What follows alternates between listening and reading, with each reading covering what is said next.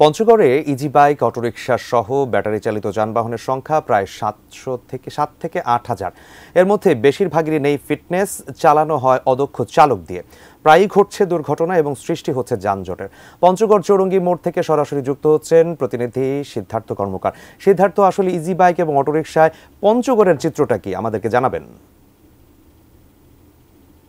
আপনি যেমনটি বলছিলেন যে আসলে পঞ্চগড় জেলা শহর, এটি কিন্তু পঞ্চগড় পৌরসভায় প্রায় 21.5 বর্গ কিলোমিটারের পঞ্চগড় পৌরসভায় কিন্তু 7 থেকে 8,000 ইজি বাইক চলাচল করে প্রতিদিন। এবং এছাড়াও কিন্তু বিভিন্ন যে ইউনিয়ন গ্রাম থেকে কিন্তু এখানে প্রতিদিন অসংখ্য ইজি বাইক, থ্রি হুইলার থেকে অটোরিক্সা, ব্যাটারি চালিত যানবাহন এগুলি কিন্তু শহরে ঢোকে। এবং এই কারণে কিন্তু দেখা যায় যে যেগুলি সে তারা পার্কিং করার কারণে কিন্তু যে যানজটের সৃষ্টি হয়। এবং দেখা যাচ্ছে যে তারা কিন্তু কোনো নিয়ম নীতি তোয়াক্কা না করে সেগুলি চলাচল করে, যার কারণে কিন্তু প্রায়শই দেখা যায় যে দুর্ঘটনা ঘটে বিভিন্ন জায়গায়।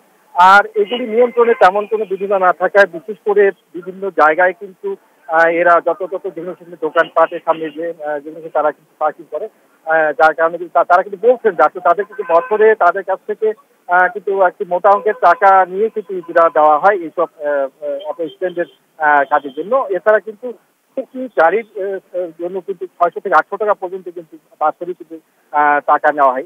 এসবের পরেও কিন্তু তার জন্য কোনো স্ট্যান্ড বা অন্যান্য সুযোগ সুবিধা কিন্তু ব্যবস্থা করা হয় না, এমনকি কিন্তু অভিযোগ করেছেন এই অটো চালকরা। আর যাত্রী এবং সাধারণ মানুষ তারা কিন্তু বলছেন যে আসলে এদের কিন্তু দৌরাত্ম্য যে অটো রিক্সা এবং ইজি বাইক সেগুলা তাদের দৌরাত্ম্য নিয়ন্ত্রণ করার জন্য কিন্তু একটি নীতিমালার প্রয়োজন।